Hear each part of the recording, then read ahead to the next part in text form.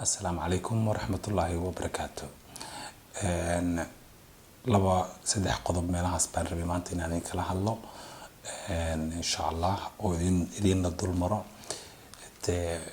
مهمتنا إذن كم بكرة نحبي دونه إن شاء الله سيدان رجينية مقعي وحلي هذا ياسين عبد الله وحد دقنا مقال دي تبوري دلك سويدن dadkii hore ii yaqiinay kuwa igu cusub iyo inta dambe gadaal ka daawan doontaba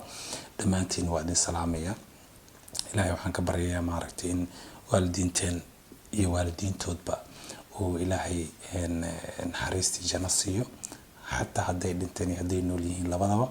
kan nool laftiisu naxariista wuu u baahan yahay. waxaan rabay inaan wargelin idin siiyo ama inaan idin wargeliyo waxaa jira shaqooyin fara badan oo aan hoos ka wadno aniga ahaan aan hoos ka wado laakiin aanan muuqanin oo banaanka aan oolin de markii ay hadhow jawaabtu soo baxda de of course waa iyaduna waa idin la qaybsan doonaa haddii ilaahay idmo laakiin aamusnaanta iyadu maaha micnaha mid uun aan waxaan doonno maaragtay iska samayno oon iska raaxaysano mar walba waxaan heegan ugu jiraa runtii inaan caawiyo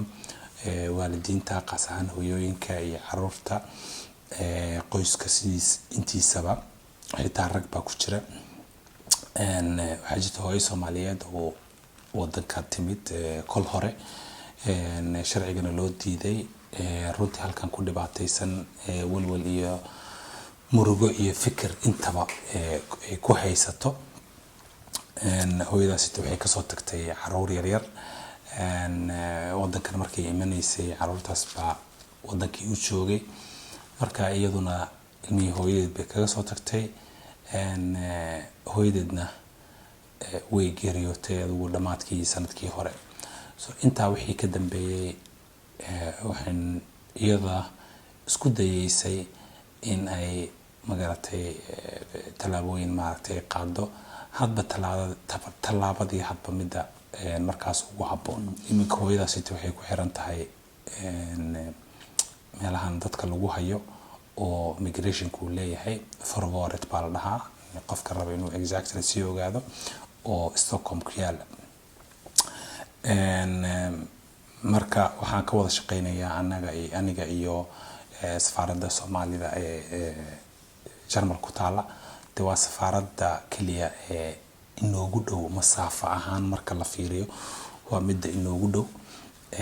iyaga ayaan maaragtay shaqadaas gacanta ku haya runtii safiirka aad iyo aad buu u dadaalay ambassador Tifo aad buu u dadaalay ilaahay ajri xasanad asaguna ha ka siiyo hawshaasi maaragtay uu qabtay aniguna waxaan ka caawinayaa waxa la leeyahay wixii xiriir ah oo dawladda Sweden hadday noqoto waaxda socdaalka ama migrationka meesha ay ku xiran tahay oo ah farboorka ciidamada booliska ah ee xuduudaha waxaa la Gräns Polisen ayaa la yiraahdaa iyo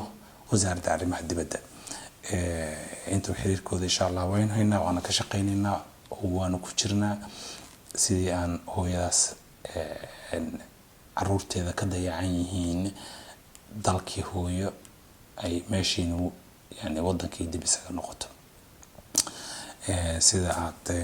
dad badan aad ku aragteen oo wadankan yimid kuwa fara badan ay sharci la'aan ku yihiin iyadoo marka waxay ka doorbiday inay maaragtay wadankii dib u noqoto waxaan rajeynaynaa wax walba inay dhacaan waxaa laga yaabaa in hooyadaasi de Soomaali ahaan ay u baahan tahay in xitaa tigidhka laga caawiyo ama de pocket money ama maaragtay waxuun ay farqabsi ay ka dhigato ee isaga sii baxdo ee isaga sii qaadato sumarka taas waa saga imanayna anigu ma jecli qof ahaan in lacago iyo waxuun ururiyo waxaan malaynayaa waxa aan ku badbaaday waxa weeye dhinaca lacagaha ma galo sumarka umada dadka afka la galaa xooga alxamdulillah dhinacaas waan ka badqabaa oo waan ka nabad galay marka ma jecli waxyaalaha la arooriyo laakiin waan arkaynaa hadba sida ay ka baxsan weyso insha Allah idinkuna de waad nala soconaysaan waad nala socon doontaan waxaa kaleetoo jirtay cajalado hore aan hore muxuu ahaa idinkugu soo gudbiyey hooyo kaleeto iyadana Jarmalka degan oo joogto caruurtii laga qaato muddo fara badan ay caruurta ka maqnaayeen iyaduna muxuu ahaa arrinkeedii isla safaaradda Soomaaliya ee Jarmalka ku taal ayaa ku jirta iyaduna wixii ka soo cusboonaaday insha Allah waa idin wargelin doonaa muxuu ahaa marka aad safaarado iyo dawlado iyo dad kale ay xiriirayaan mar walba waxay qaadataa waqtiga ay qaadanaysana waa loo baahan yahay qofku inuu sabar yeesho oo waqtigaasi uu sugo maxaa yeelay dawlad kale warqad u diraysa warqada mudajidka ku sii jiraysa dad baa akhrinaya secretary baa akhrinaya ka bacdi uu maamuladayaashii kale u geynaya kuwii haddana iyaga akhrinaya markaas go'aan la gaaraya haddana warqad kale taa la soo qoraya haddana dhowr jidkay ku soo jiraysaa laga yaabo warqadaas ay tiinaan xataa la isla sii afgaran mid kale laga yaabo in lagu celiyo macnaha waqti fara badan oo beer dara ah baa jira oo meesha ka baxaya laakiin qofku uu niyad ahaan uu is leeyahay war miyaa laga seexday marka taasna ma jirto insha Allah hawl walba waqtigeeda ay qaadanaysaa waxaa jirta maamaha Soomaaliyeed oo la yiraahdo hoosh maxaa lahaa ooda sida ay u kala sareysaa loo qaadaa hadda dhammaan oodihii oo dhan waynu qaadnay laakiin waxaa hakadka keenaya waxaa weeye xiriirka dawladaha lala yeelanayo caalamiga ah internationalka ah iyo waxa dhan sidoo kale gabadha haddaan idin sheegay kol hore oo ku xiran Stockholm arrinkeeda ilaa wasaaradda arrimaha dibadda iyo immigrationka Soomaaliya buu tagay xitaa soo marka insha Allah waxaan rajaynaynaa inay mustaqbalka dhow ay iska soo dhamaadaan waxa kale oo dhacay iyaguna dad kale oo iyaguna dhibaatooyin kale iska hayso ila soo xiriiraya oo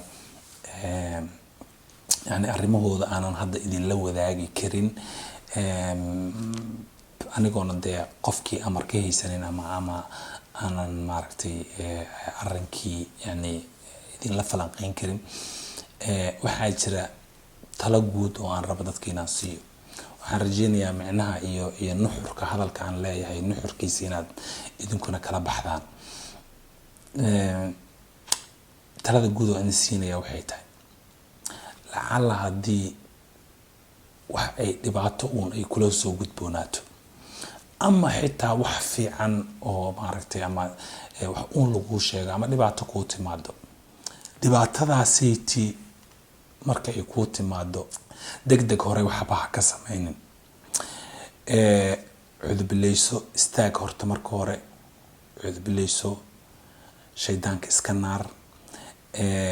muxuu ahaa adiga oo degan si tartiib ah maskaxdaadu ay fadhido markaas ay qaad talaabada aad ugu tala gashay inaad qaadid waxaa jirta oo aan rabay inaan idin sheego waxa weeye dad baa ila soo xiriiray dadka ila soo xiriiray waxay si toos ah ii weydiiyeen arrinkii markay ii sheegeen kadib waxay toos ii weydiiyeen war maxaan ku xalinaa maxaan iraahdaa ii sheeg يعني مهم كورتو حاوي يعني هرتو إن فهمتها وحلا جوجو هيستو يعني وحلا جوجو هيستو ما همدا موقتو كلية مقرنيسا تسعى لما كود ينسو قاضي قف بحولي عرورت ولا يجو هيستا تي عرورت وحلا جوجو هيستو عرورت معها وحلا جوجو هيستو حاوي وحي عرورت كهري دي وحبا دعي dambigaasi wixii dhacay dartood ba caruurta lagu haystaa soo marka hadaad sheekadaadaba ka bilowda caruurta la igu haystaa halkeen ma soconayso marka horta macnaha waa inaan isla falanqeynaa bal horta maxaa keenay caruurtan in la soo hunguriyeeyo markaas ay adiga laftaada waad fahmi kartaa waxa lagu haysta iyo sababta ay waxan u yimaadeen adduunka macnaha talaabay keentaa yani roobka markuu soo dhaco daruur baa keenta dhulka markuu yimaado maxay sababaan roobay daadad bay sababaan biyo inuu dhulku fadhiisto biyihii maxay sababaan inay qulqulaan qulqulkaas biyo haday sii bataan maxay sababayaan inay guriyii wax jijabiyaan marka lama dhihi karo daad baa guriga iga jabiyay waa in la yiraahdaa war roobkan biyahan qulqulaya xagee ka yimaadeen meeshay ka yimaadeen haddaadan fahmin oo aadan iska moosin meeshii aadan iska celinin oo iska moosin meeshii yani beritan ama bil ka bacdi 2 bilood ka bacdi haddana roob kale hadduu da'o haddana meeshin bay soo marayaan waxaad noqonaysaa sidii nimanka la sheegaya yuug iyo mayuugi soo lama oran meel bay jibiyaan habeenkii markay ka seexdaan haddana way dhisan tahay haddana jibintii bay bilaabaan haddana way dhisan tahay macnaha sidii baad noqonaysaa qofka bini aadamku macnaha waa inuu fakiraa quraanka ilaahay ba quraankiisa wuxuu ku leeyahay laqad karamna bani aadam ma xayawaanka de bani aadam kan karaama siinay muxuu karaama ilaahay kugu siiyay de aqliga weeye xooluhu ma fakiri karo xooluhu bariis ma karsan karo iyo baasti canjeero iyo laxoox iyo maaragtay iyo soor iyo intaba ma karsan karo xitaa ma fakiri karo hadduu karsan karin soo marka ilaahay wuxuu kaaga duway kuwa kale waxay tahay fikirka weeye soo marka waa inaad fikirtaa oo aad iska moostaa dhibaatadan halista ah ee kugu soo socota soo xalku wuu fiican yahay in la raadiyo laakiin marka hore waxaad isku daydaa inta aadan xalka raadin war horta bal meeshan maanta aan taaganahay yaa keenay maxaa keenay bal dhacdada oo macnaha gurigan ama meeshan hadda aan taaganahay maxaa keenay markaasay waad fahmi kartaa wixii kugu dhacay isee wax u dhaceen markaasay waxaad raadin kartaa xalkii mar hadaad dhacdadii iyo talaabadii qaldanayd oo aad qaaday mar hadaad fahamtayna de xalkina waad keenaysaa dib dambana talaabadaas iyo xataa mid u saansaan eg ama u dhow xataa kugu soo dhici mayso marka waad ogtahay maxaa la yiri dabka qofka ku gubto baa ka leexda qof aanan ku gubanin maba yaqaanaba waxaan wax gubo uu dhex maraya ilaa uu ka soo gubto soo marka dhibaatooyinka inta badan waxa keena waxa weeye anagoonan fikirin baa tilaabo qaadna inta badanna waxaa jira runta lagama leexdo waxaa jira dad xaasidiin ah oo isla Soomaalida dhexdooda ah oo iyagoo og inay xaasidnimo ka tahay iyo lugooyo iyo balaayo ay ka tahay haddana talo aan ku qalmin intay ku siiyaan taladina adiga aadna u malayso inay taladan tala fiican tahay hadhow markaad ku taladaas aad qaadana aad maxaa ku qasaarto marka waxaa wanaagsan marka xitaa tala hadii lagu siiyo waa inaad calaalisaa waa inaad ruugtaa macnaha ruugtaa waxa weeye waa inaad ka fikirtaa ma baa jirto waxa la yiraahdaa tala aan la ruugin waa lagu rafaadaa macnaha taladaas hadaadan ka fikirin oo meesha ay tahay aadan ka asiibin macnaha waad ku rafaadaysaa oo dhibaatooyin baa kaaga imaanay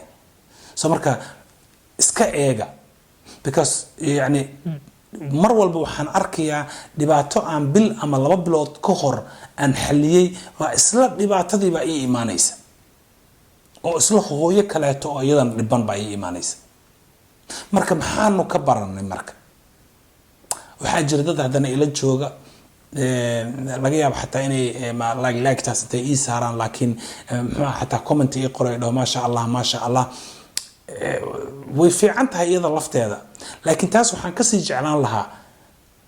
waxyaabaha wanaagsan oo adiga aad ka hesho oo ma sha Allah da igu leedahay inaad u gudbiso aad sii share gareyso walaalaha kale intay arkaan iyaguna ay ku cibra qaataan markaasay yani mujtamaceena Soomaaliyeed ayaan badbaadin karnaa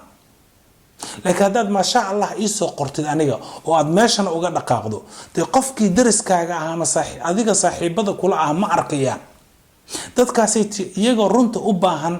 ma arkayaan hadhowna dhibaatadii kuwii aan ka waaniyay ama kuwii aan wax kala qabtay iyadii oo kale tabaa bari iyagana ku dhacaya haddana iyagoo soo daalayba ii imanayaan marka dhankaasay tin insha Allah aynu ka fiirino tala guud bay iga ahayd intaas magacayga waxa la yiraahdaa Yaasiin Cabdullaahi waxaan deganahay magaalada Göteborg ee dalka Sweden insha Allah inta aynu barnaamij sidan oo kale ah aan isugu imanayno waxaan idinkaga tagayaa warsan iyo weersan